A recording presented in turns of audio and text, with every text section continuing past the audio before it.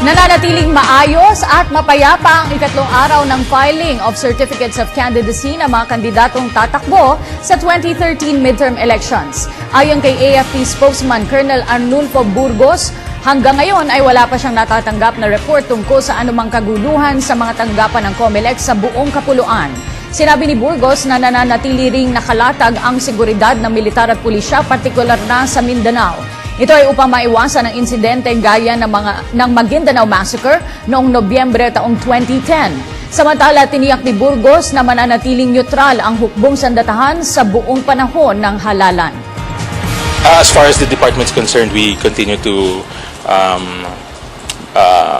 abide by that we are neutral and that we are simply here to support whatever assistance may be asked of us by COMELEC or the police to ensure peaceful elections. Since Monday until 12 noon kanina,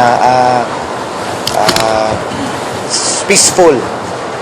And although our active security measures have already been in place before this period, which started on Monday, in coordination with the Philippine National Police. And our Joint Peace and Security Coordinating Councils in all levels of command are working very fine, and this is our intention for as the election nears, is to intensify further our coordination with the PNP through that JPSCC.